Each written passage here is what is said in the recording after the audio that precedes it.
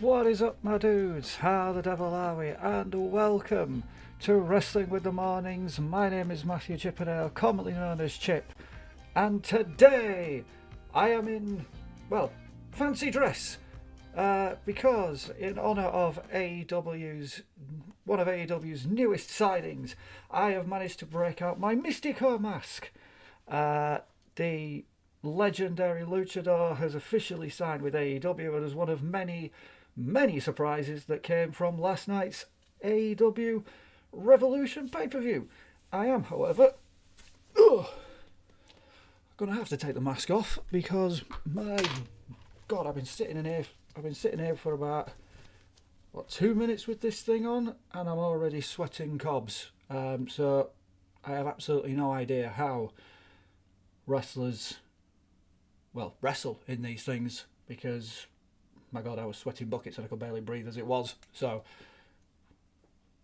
but I believe found in Camden Market once upon a time where I got this sucker from. I think it's really cool.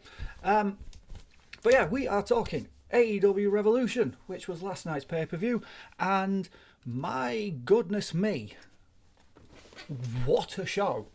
Not for the first time this year, and probably not for the last time this year, we are talking about how good an AEW pay-per-view was.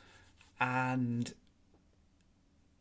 yeah, last night's show was really, really good. And it's not particularly surprising when you look at some of the calibre of matches that we had. You know, we had the fifth match, the fifth time the Young Bucks and FTR did battle. We had Jon Moxley, Konosuke Takeshita. We had Bandito versus Andrade El Idolo. Blimey, by the way. You had Swerve Brody King, which was really good. Tekla versus Statlander for the women's title in a 2 out of 3 falls. And obviously you had Texas Death for the AEW World title in the main event. MJF versus Hangman Adam Page.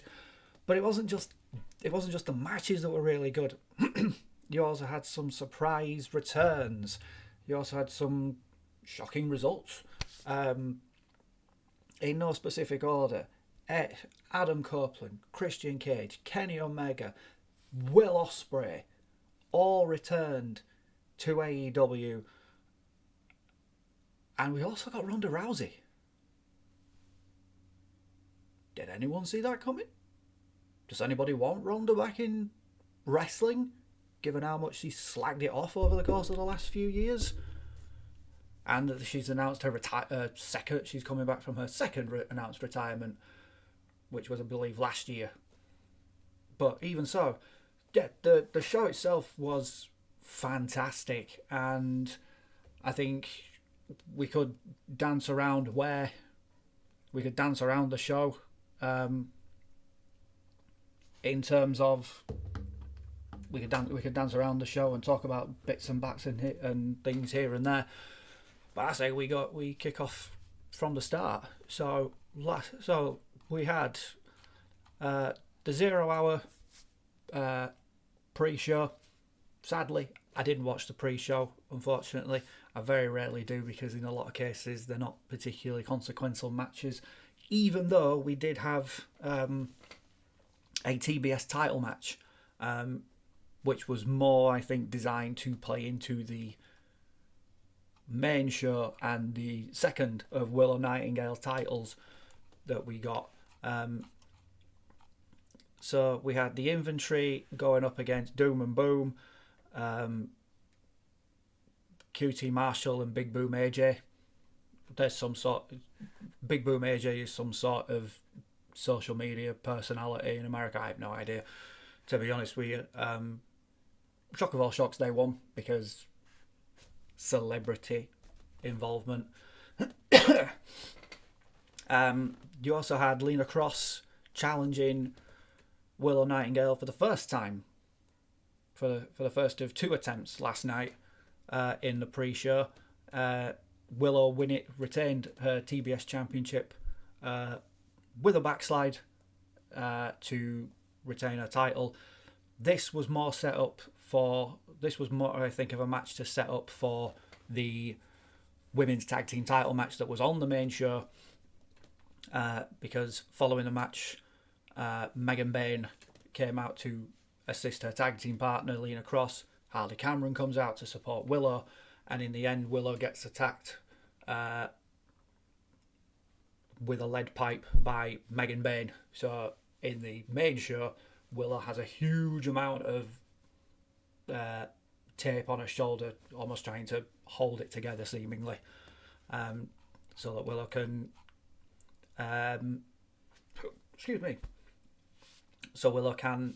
compete later on in the night. We had, starting in the pre-show but finishing on the actual main show, we had the 21-man Blackjack Battle Royal for the AEW National Championship. This, as the main show started, we were down to the final three. Defending champion Ricochet, El Clon, and Jungle Jack Perry. El Clon didn't last particularly long. He was eliminated, I think, no sooner than the show's opening fireworks had gone off. And we're left with long-time rivals Ricochet and Jungle Jack. And in the end, it was Jack picking up the win. We ended up with Ricochet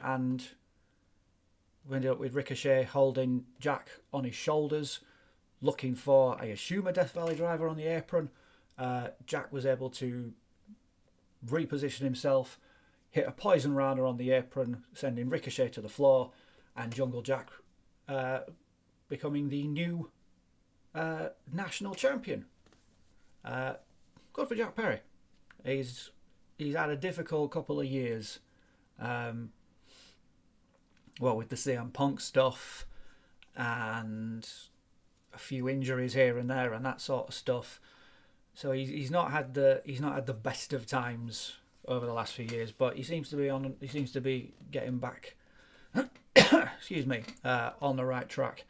And these kinds of battle royals they're never usually much to write home about, but they can be quite fun. And with some of the people in it, you're always going to get a little bit of fun hijinks in there. Following that, we had our first proper match of the show, the aforementioned men's World Tag Team title match, match 5, between not just two of the best tag teams in AEW, but two of the best tag teams of this generation, FTR and the Young Bucks. And unsurprisingly, this match was superb. This match was excellent, as you should expect. Lots of good stuff in this. We got both members of the Young Bucks bleeding quite early.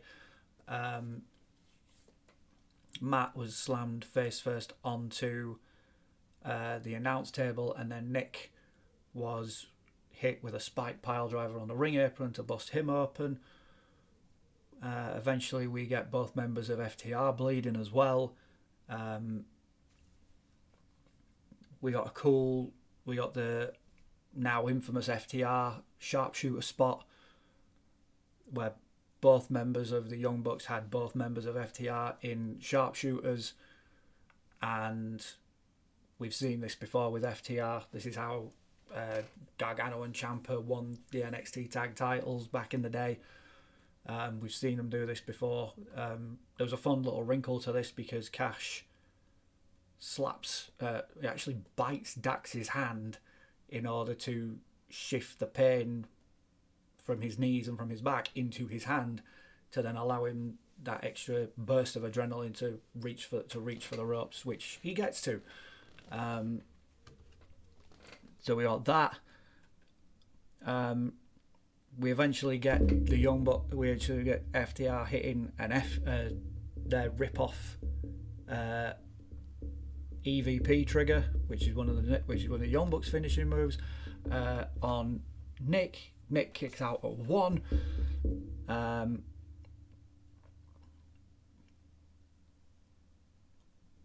We then get the Young Bucks hitting a TK driver for a 2 count. We get the Young Bucks hitting a shatter machine. Some really good stuff, really good back and forth. But in the end, we end up with FTR retaining the titles when they hit a super shatter machine to pick up the win and retain their tag team titles. At this point, we get our first return of the show. Having been written off TV for a while due to injuries or injuries, Adam Copeland and Christian Cage made their return, taking out both members of FTR, holding up the tag titles, and then having a little bit of a stare down with both members of the Young Bucks. So we're clearly somewhere down the line getting at least FTR versus Edge and Christian. It's Cope and Cage. Sorry, they're always going to be Edge and Christian to me. With the possibility of a triple threat. I've seen a couple of places already starting to speculate the possibility of something like a tables, ladders and chairs match, maybe at Wembley for All In. It'd be intriguing to see if we could get that far with these three teams. Who knows? We'll have to see. But yeah, unsurprisingly, this match was great, and that's going to be the running theme through a lot of these matches. If you get a chance to watch them, do. Just because it's AEW, and it's like, oh, it's this indie stuff. Doesn't matter. The show is really good. The matches are really good. Even though, like you say, you had a four and a bit hour show, and you had 15 matches across, including the pre-show. You had a 5+ hour show, and you had 15 matches, and the matches were excellent. I mean, I haven't looked. I can't remember all of Bleacher Report's gradings, but I'm fairly certain like the lowest might have been a C+, at maybe a C- at worst. And that wasn't a particularly bad match. There wasn't a bad match in the entire show. We then get Toni Storm versus Marina Shafir. This has been fun, really. I've quite enjoyed a lot of the stuff Marina Shafir's been doing lately. Because in WWE, she wasn't given the chance. She was never really given the chance. Even though she was Ronda's mate. It was always Shayna Baszler. It was Ronda who was given the monster push because she was the biggest name. It was Shayna who was given the monster push in NXT, whereas Marina and Jessamine Duke, the other members of that little squad, they were never properly given an opportunity, and I'm kind of disappointed by that. But the cool thing with Marina being involved with the Death Riders is she's been on TV a lot, and in recent weeks she's been working with one of the absolute best female performers in the entire industry in Toni Storm, who has helped her gain a lot of confidence in cutting promos and that sort of stuff. And this is easily Marina Shafir's best match as a singles wrestler. And yeah, this match was really good, unsurprising considering it's got Toni Storm in it. Again, Toni Storm's incapable of having a bad match. And yeah, this match was again just really, really good. Where are my notes? Towards the finish, towards the end, we get Toni hitting 3 running hip attacks in the corner, followed by a Storm Zero, only for Marina Shafir to kick out. 3 hip attacks and a Storm Zero pile driver. There are bigger names who wouldn't have kicked. There are big names and former challengers to Tony's world title that wouldn't have kicked out from that. So again, that was kind of cool. We then get Marina trying to lock in the Mother's Milk submission hold. It's kind of like a choke hold where she's almost pressed against where Marina presses the opponent's face into her chest. Tony being Tony breaks it up by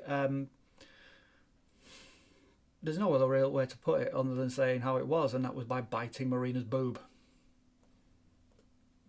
Yes, it is exactly what it sounds like. And then following that, after causing a little bit of separation, Tony hits Marina with a headbutt. Big package roll up to somewhat steal the victory for Toni Storm. She then goes and celebrates on the entranceway, and then Ronda shows up. No fanfare, no music, no blackout from the lights, no fireworks display. She just comes through the crowd, takes off her jacket and points at Toni Storm. Toni then, seeing this opportunity, she's like, okay, I'm not one to back down from a fight. I'll go and get in Ronda's face. So she goes back to the ring, and we never get any sort of fisticuffs. We never get any sort of physical interaction between Toni and Ronda. What we do get is we get Marina blindsiding Toni and cracking her on the head and knocking her out. And that's kind of it. And there's not been anything else, as if to say, from what we gather, Ronda isn't signed to AEW. I think according to Tony Khan, she's always welcome to show up, but she's not an official member of the roster. And that crowd in LA last night, in the Crypto.com arena, which was sold out, by the way, and the crowd was eating up pretty much everything that they were being served. Chorus of boos when Ronda shows up. So make of that what you will. Haven't seen anything in terms of what the overall feeling behind Ronda coming into AEW is yet. That'll probably come out over the course of the next few weeks, over the course of the next few days, I would have thought. Main reason I haven't heard anything is because it's 20 to 4 on a Monday afternoon in the UK. So it's middle of the morning. It's 10 o'clock in the morning, something like that in America on the East Coast. And then 7 in LA or something like that. So that's why I've not heard anything, because very few people are probably up yet. We then got another brief Ronda appearance. She was seen lending her support to Jon Moxley as he came out for his Continental title match against Konosuke Takeshita. This match had one specific new rule. Normally Continental title matches have no one at ringside, so it's just the two actual wrestlers in the ring, and it has a 20-minute time limit. However, at Grand Slam Australia, we got a 20-minute time limit draw, which then led to this match being no time limit, to try and make sure that we actually get a winner. And we did get a winner. And it was Jon Moxley. I was somewhat surprised by it, to be honest with you. I thought they were going to go with Takeshita. But yeah, this, unsurprisingly, again, Jon Moxley has been probably AEW's most consistent wrestler since its inception, realistically.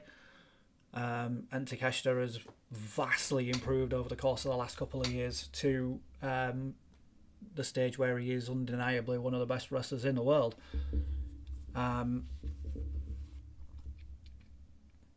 So yeah, about halfway through this, we get Mox stomping Takeshita's head onto the ring apron. This then busts the Alpha open just sort of somewhere on his side of his forehead, over his left eye, I think it was.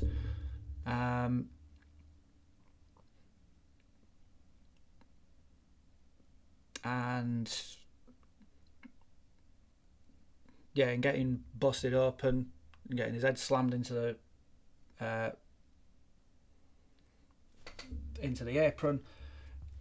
Referee starts a 10 count for him to get back into the ring, otherwise he loses by count out. He slides back into the ring. only to be immediately met by Mox, who then scores with who then drops him with a pile driver. We then start getting some more back and forth. Again, the action in this never let up. Again, it's the case with a lot of these, going through every single spot and every single move. We'd be here for hours, honestly. So I'm not gonna do that. We eventually get Takeshita hitting a super exploder suplex off the second rope. He then immediately follows that up with a power drive knee strike, which gets him a 2. Some more back and forth. Mox goes for a paradigm shift, and Takeshita counters it and hits a Raging Fire Falcon Arrow suplex. He's finished for another 2. Takeshita then goes for another power drive. However, he's been working with a gammy knee. He sort of as he goes to sprint to deliver the knee, he stumbles. This allows Mox to get to his feet, hits a paradigm shift. That gets him a 2 count. We then work our way to the corner where Mox hits an avalanche death rider. That gets another 2 count. And then Mox, as Takeshita gets back to his feet and screams with that Japanese undeniable fire, Mox is able to lock in a chokehold, and using both of his legs captures Takeshita's arms so he can't get away. And then Mox just chokes Takeshita out, and Mox is able to pick up the win. Good Guy Mox continue. We get Good Guy Mox continuing. He then offers a handshake to Takeshita, who thinks about walking away, and then eventually comes back for it. But like I say, even though we've got Good Guy Mox, the sins of the past are going to come back to bite him, because it's at this point we get the return to a thunderous ovation of the aerial assassin Will Ospreay. This is a moment, because Will Ospreay's been out since Forbidden Door, which was August bank holiday weekend. So that's the back end of August last year. And the dude has got an abundance of bits of metal in his neck. He's had to have surgery to fix a couple of busted discs. We've seen the x-ray. He's got like a couple of bits of metal in his neck with nuts and bolts and that sort of stuff. So the fact that he's back this quickly is a testament to what this fella is capable of. And he looks in really good shape. I've seen some backstage pictures of him at Pro Wrestling Eve events over the last few weeks. He's clearly been moving all right. He's had no negatives from this injury, other than, being out hurt, obviously. And he comes back. He immediately goes for Mox. Hidden blade elbow strike takes down Mox, and he just starts pounding on Mox whilst he's on the ground. We then get Pac, Daniel Garcia and Wheeler Yuta coming in to try and hold Moxley off. Ospreay fights them off, hits a springboard backflip kick on Pac and Yuta. He then hidden blades Daniel Garcia, goes to the top, Sky Twister, moonsault onto the floor, onto Yuta and Pac. He then goes back in the ring to get hold of Mox, assumedly looking for either the Stormbreaker or the Storm Driver, the Tiger Driver 91, because it was the Death Riders and in particular Jon Moxley who put Will Ospreay, who in story terms at least, put Will Ospreay on the shelf. And so now we're in this really weird little position where Mox is, over the course of the back end of last year and through the Continental Classic, has worked himself back into the good graces of the people. He's worked himself into being a good guy again. The problem is that he's done a lot of bad guy things, and unsurprisingly, everybody loves Will Ospreay. Why is that? Because Will Ospreay is one of the best wrestlers in the world. And so now we have this weird little dynamic of good guy Will Ospreay versus good guy Jon Moxley, who's having to deal with the fact that he did some really bad guy things. So it's going to be a fascinating little, however long this story lasts. It's going to be somewhat fun. It's going to be an interesting one. Something I haven't seen in a while. The one thing I will say is that we're getting another someone going after all the Death Riders story, because we've just had that with Darby Allin. Obviously this time it's going to be a little bit more high profile. Not to say Darby Allin isn't high profile, but Will Ospreay is your genuine main event guy. Even if Darby wanted to be at this point, he's not that high up he's not that high up on the card. He's well liked and well respected, but Will Ospreay is Will Ospreay, and that's a guy who realistically could and should walk into any company and immediately be positioned as a world championship contender, which Ospreay might be come the summer when AEW rocks up at Wembley again for All In, because that's the rumoured main event of All In, where Will Ospreay becomes AEW World Champion. Whether that's the case or not, we'll see what happens. But I'm just delighted that Will is back. Will is fit. Will is healthy. Because I've had the pleasure of meeting Will Ospreay. He's one of the few wrestlers I have met. I met him at a WCPW show in 2017, I think it was, and I talked to him for 5 minutes, and the dude's great. The dude is great, considering I think at that point it was 24, 25, something like that. Really nice guy, really approachable, and like I say, I had a genuinely lovely conversation with him. So like I say, I'm delighted that the Aerial Assassin is back, because he makes AEW so much better just by existing, because he's one of those people that just makes everywhere better wherever he goes.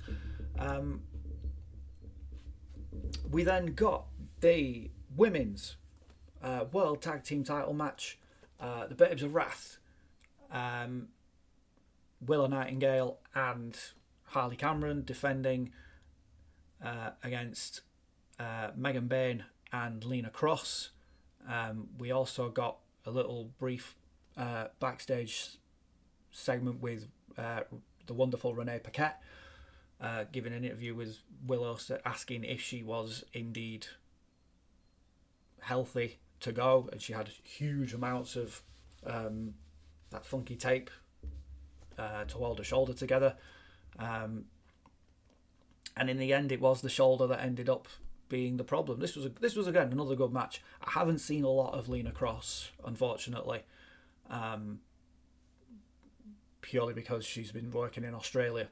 She's an Australian who's been working predominantly over there, so I haven't seen a huge amount of her, unfortunately. But this this skyscrapers style tag team that we've got, these two huge, extremely strong, extremely powerful women in Megan Bayne and Lena Cross, this is going to be fun. This is going to be a fun tag team, and they are now the tag team champions. They take out Harley. They get Willow isolated, who is essentially working with, one arm, and it's not even her strongest arm. And in the end, we get Bayne and Cross hitting a double choke slam on Willow. Cross is the one to get the cover, and we have new women's tag team champions, the second ever women's tag team champions. And this match was I think probably one of the few things that you can say that this match was lacking was time. I think it was probably one of the shortest matches on the card, which is somewhat disappointing. But given we'd already seen Willow and Lena Cross once, I don't feel like this is the absolute end of this, even though it is one of those seemingly never-ending stories. But again, it was certainly a good match. On the subject of good matches, we then had Swerve Strickland versus Brody King for the seemingly for the unofficial title of Baddest Man in AEW, which was interesting because this match was just a straight up one-on-one match, not a street fight or hardcore match or anything like that. But given that was the case, given that it was just a straight up one-on-one match and these two people are very known for their violent streaks, it worked because it allowed these two to come up with something intriguing and interesting ways to bring the violence in terms of wrestling anyway, legal capacity. Like you had you had the mats at ringside being pulled up, exposing the concrete floor of the Crypto Arena, which at one point Brody King hits a black hole slam on Swerve. Following that, we got a really impressive moment for Swerve. He picks up Brody King in a deadlift. So from Brody being laid down, essentially, Swerve picks him up and hits a powerbomb on the apron. It looked brutal, but it was incredibly impressive because Brody King is a big dude. I mean, Swerve's put on a lot of muscle over the course of the last few years, but Brody's always been a big, heavy dude, and seeing that was exceptionally impressive.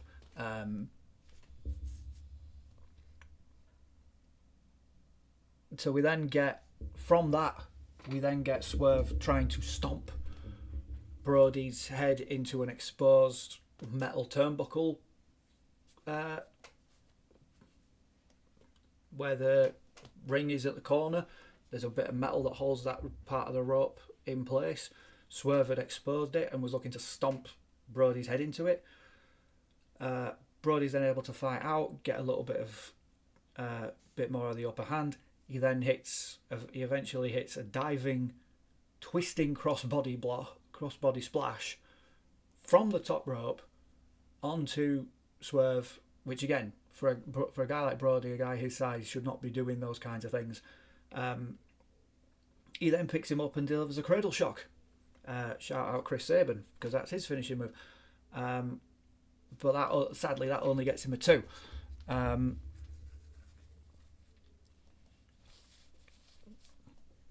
We then get Brody trying to choke Swerve out over the ropes.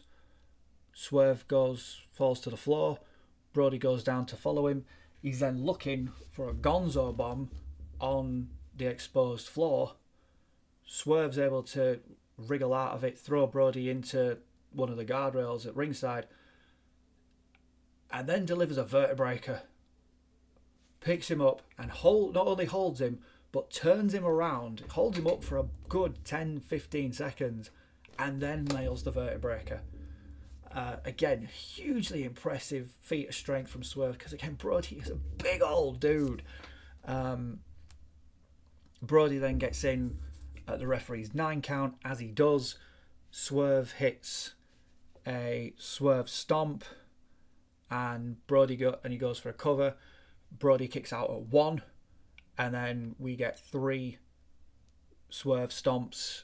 We get 3 house call kicks from Swerve to eventually put the big fella down.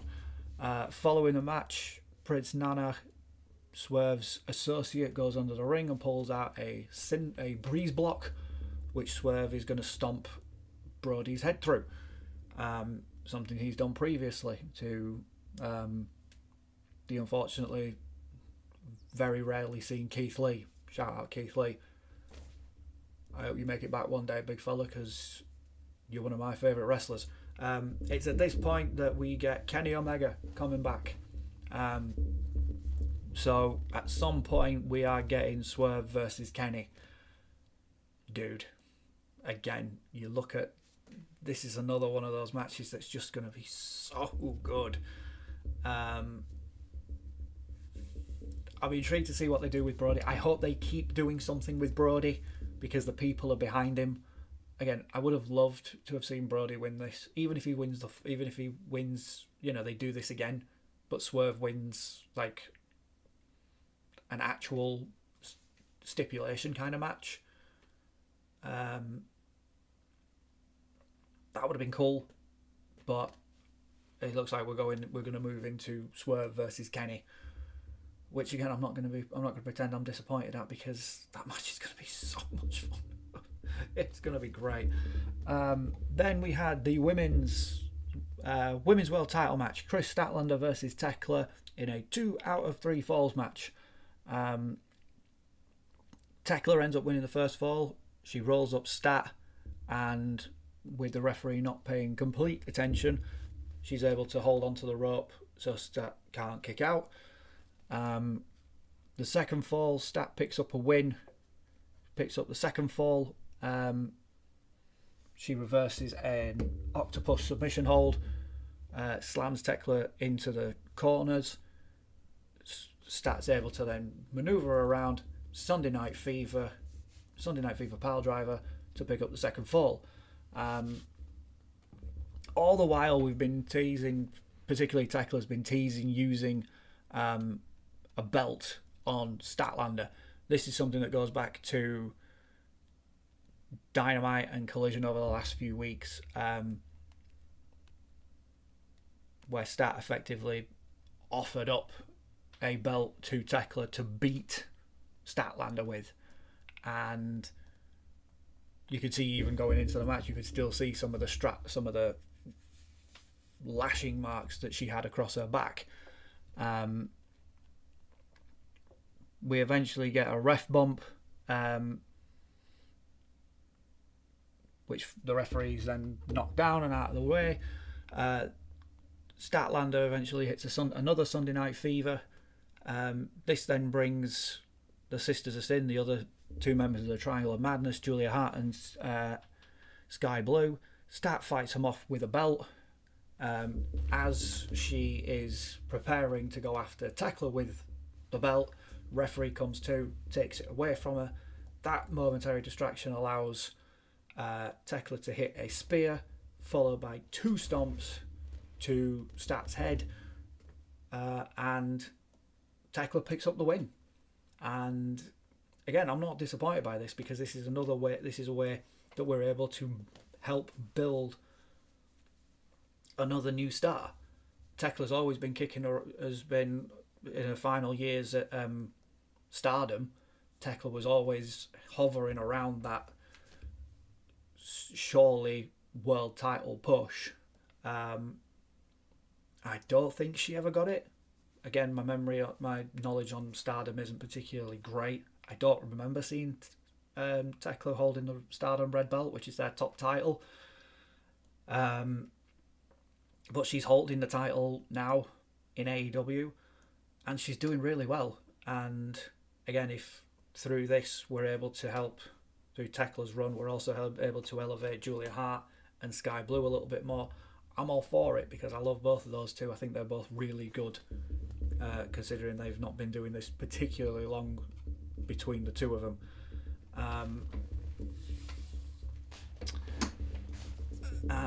Following that, we had the 6-man AEW World Trios Championship match.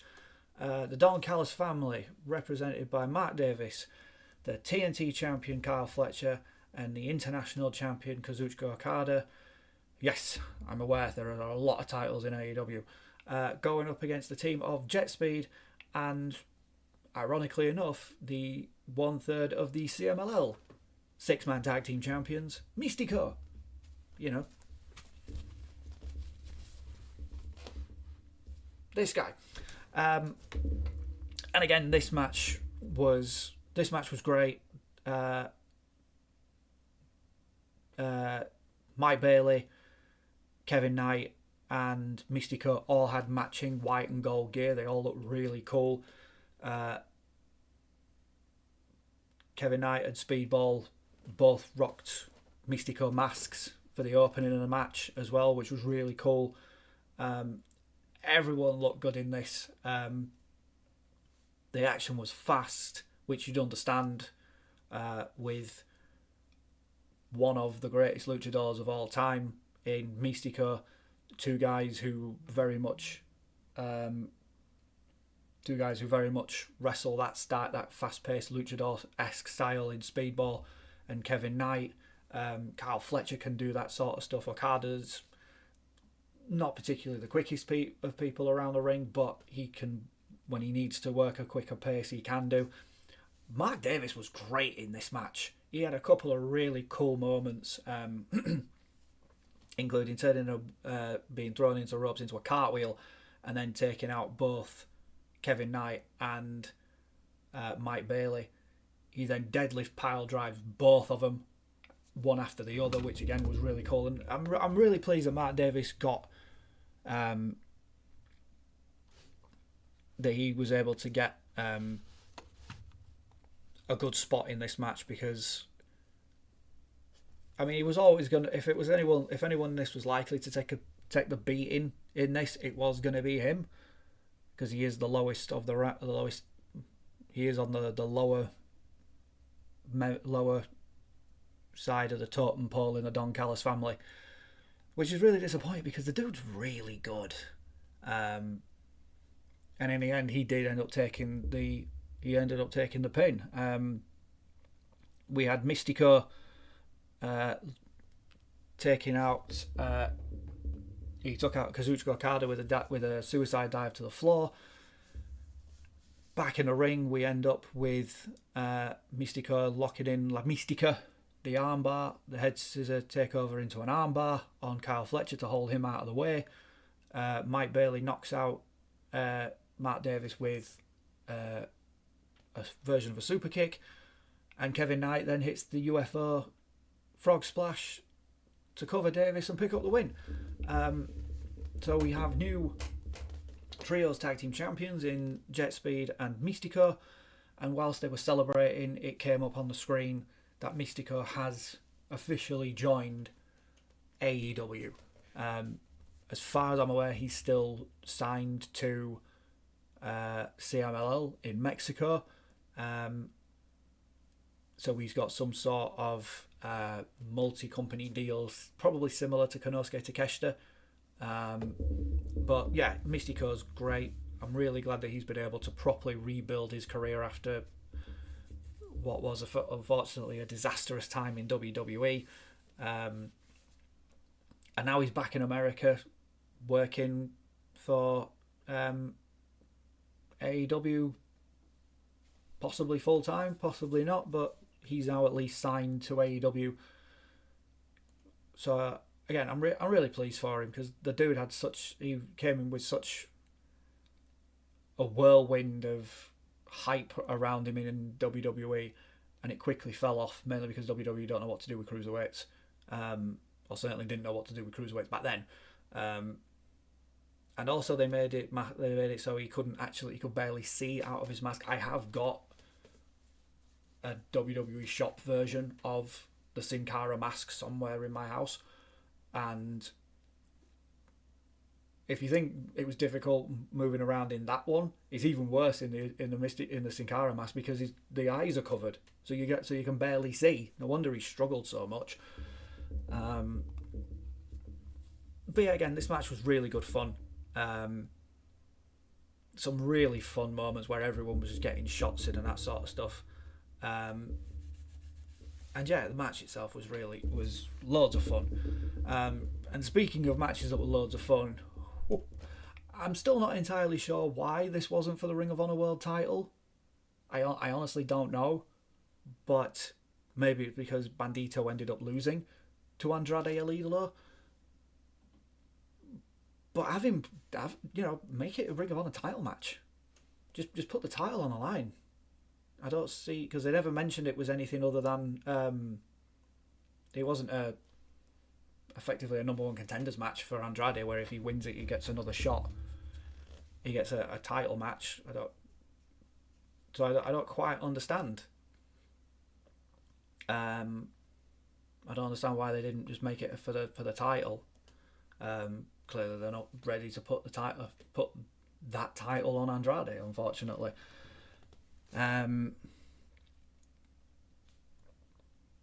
But yeah, again, this match was stunning.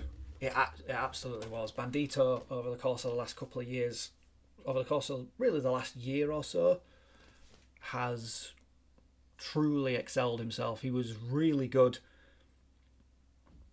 towards the end days of the original Ring of Honor before it died a death, thanks to COVID and the rest and the world stopping. But over the course of the last year, Bandito has become so good, has suddenly reminded everybody of just how good he is. And Andrade is doing the best work of certainly since he left Mexico the first time. His stuff in NXT was good. He was never really given too many opportunities to truly show what he was capable of in WWE on the main roster. Similarly, when he was in AEW the first time around, he wasn't really given much of a chance. Was given essentially nothing when he went back to WWE. But since coming back to AEW and being cleared to wrestle, my God, this man has taken it to a whole nother level. And is capable and has put on two of the best matches of the year. Not just this one, but his match against Yota Tsuji for the global heavyweight title in New Japan a couple of weeks ago. That match was exceptional. And again, this has shown just how good Andrade actually is. And just reminding people, oh yeah, this guy's actually, technically a former luchador. Again, so much good stuff in this. Again, just too much to go through. Absolutely everything. But there were some really cool. There were a couple of really cool moments, including Bandito looking for a 21 plex, which is his finisher, but doing it deadlift style. Normally he does it where his opponent is sort of doubled over, holding onto the ropes, and Bandito goes over the top, springboards back over, and then suplexes them. Bandito did that off the ground, and it was stunning. But in the end, Andrade hits a avalanche DM, double underhook swinging neck breaker off the second rope to pick up the win, which was somewhat of a surprise, but not an unwelcome one, because again, I want Andrade doing cool stuff, because he is low-key one of the best wrestlers when he's given the chance and when he's motivated and he's allowed to do cool stuff. He's really, really good, as shown in this. I do expect there to be some sort of Ring of Honor World title match further down the line between these two, which again I wouldn't be disappointed if we get, because it means we get to watch that match again and watch them try and go even bigger. Again, not going to complain about that. We then have a penultimate match of the night, the 6-man tag. The Dogs, David Finlay, Clark Connors and Gabe Kidd going up against Roderick Strong, Orange Cassidy and Darby Allin. Again, this one's fun. I am being somewhat critical about it because I do feel like you got the wrong winner. I feel that the Dogs should really have won this. This being their first full pay-per-view outing as a trio. I do feel like they could have done with a big win, even though they did get one on Dynamite on Wednesday as a two-on-two tag match. But I do think that the Dogs could have done with this more. but it turns out that we're sort of setting up some kind of tag team run between Roderick Strong and Orange Cassidy. Even though seemingly they still don't particularly like each other, or at least Roderick Strong doesn't particularly like Orange Cassidy. Towards the end, we had Gabe Kidd and Darby up on the ramp, up by the stage. Darby knocks Kidd off down to the floor, and then Darby takes flight from the ramp, grabbing his skateboard and slams it into the back of Gabe Kidd's. I think initially he was aiming for his back, but he clattered him around essentially on the back of his neck and the back of his head. Darby's then able to get back to the ring to break up a fall, which would have seen the Dogs pick up the win.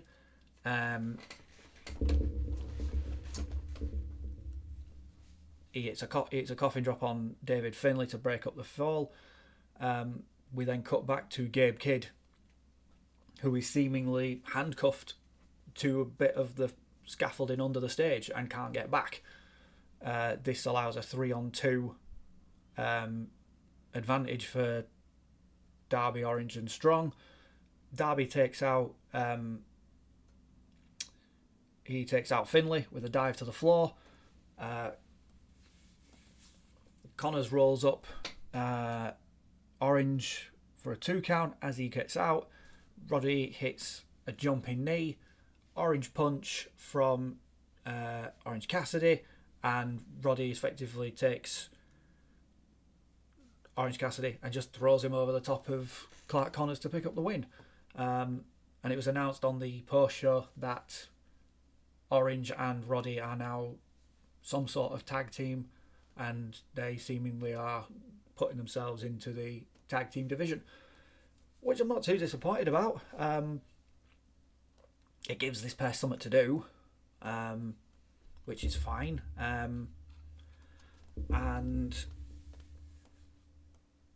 if we can get these two working together, even for a short time before it leads to possibly an eventual story between the two of them where they beat the hell out of each other, then I'm kind of for it.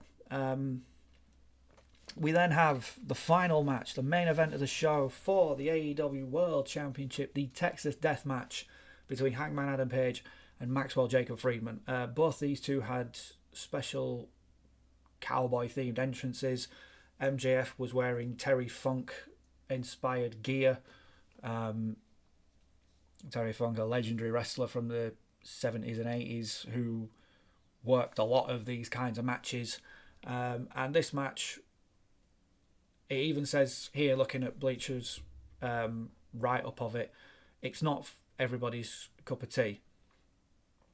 But if you enjoy this kind of deathmatch style wrestling, you are going to love it.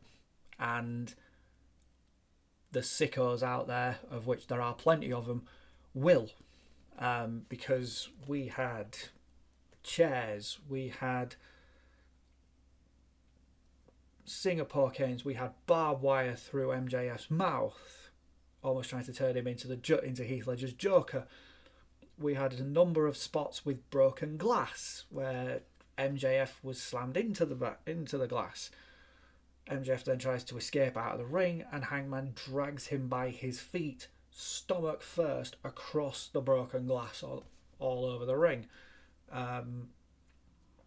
There was a funny bit later on in the match where MJF gets a broom out and sweeps the ring to clear it of the shards of broken glass.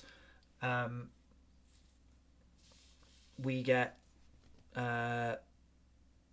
fluorescent light tubes. We get barbed wire. We get tables. We get all kinds of stuff. There's one horrible moment where MJF takes calling back to Hangman's, MJF doing the things that, as he said, Hangman does horrible stuff and gets cheered for it, where MJF does it and gets booed. So he put that to the test. And he stabbed Hangman through the cheek with a syringe. Just going to let that sit there for a minute. because that's legit.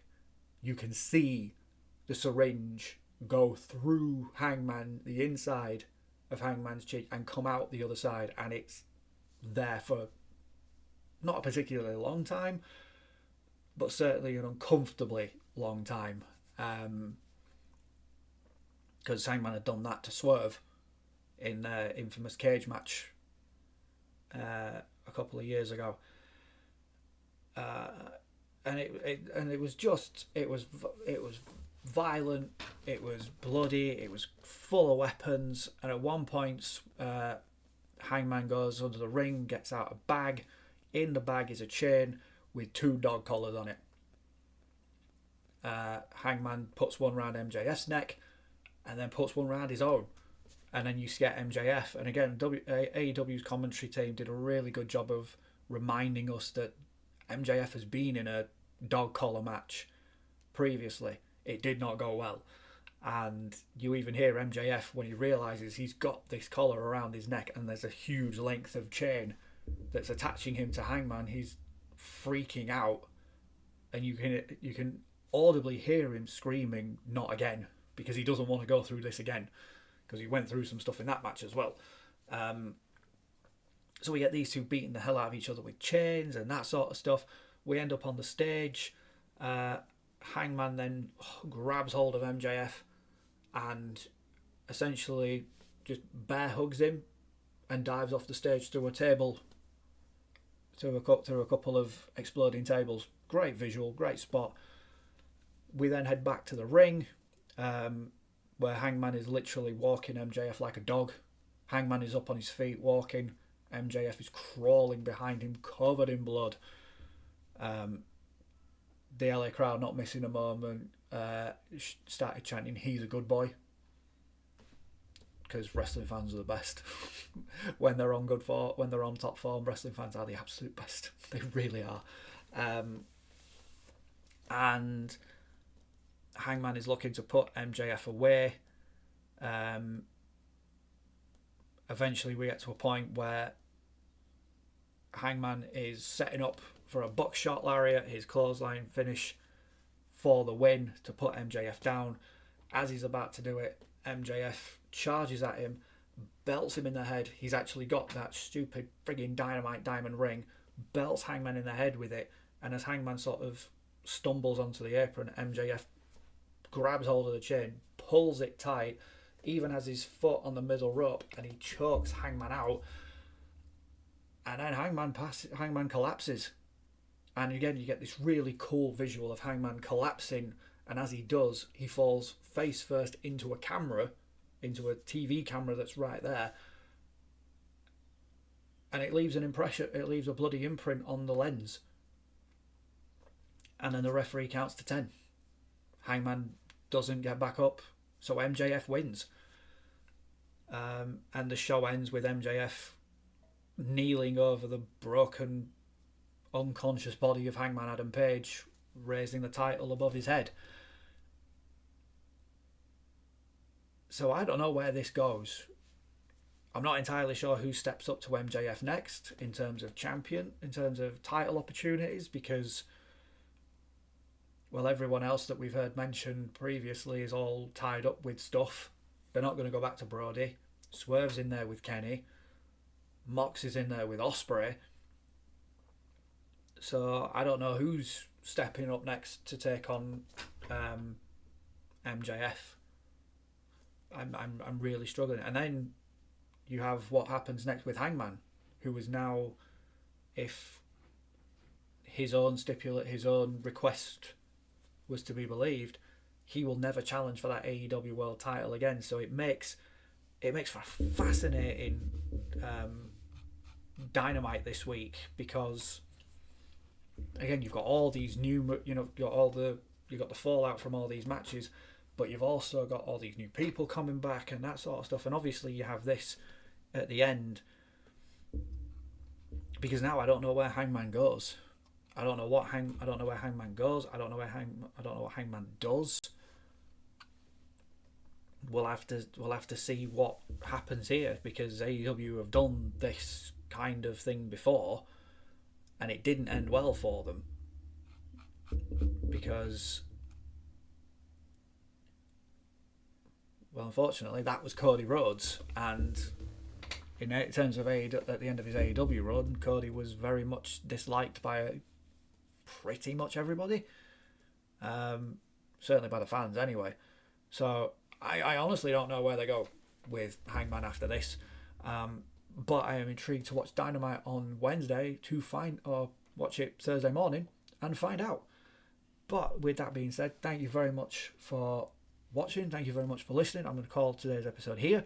I will be back tomorrow for the Monday Night Raw review, which will take place, which the show itself will take place tonight.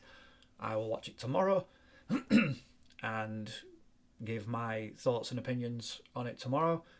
And then, yeah, almost certainly we'll be back on Dynamite. We'll be back having Dynamite Thursdays. Because, like I say, I'm intrigued to see what comes out of all of this. As again, we start the slow build towards, I think the next pay-per-view is Double or Nothing in Chicago, I think. And then obviously after that, we have the small matter of, I think the next one after that is all in Wembley. So yeah, I'm really intrigued by what AEW is doing at the moment, and again, for someone who just likes good wrestling, this is exactly what I want. It's good wrestling. But like I said, thank you very much for watching. I'm calling this episode here, and I will see you all see you tomorrow, because tomorrow is Monday Night Raw. So yeah, thank you very much for watching. I'll speak to you again tomorrow. Ta-da.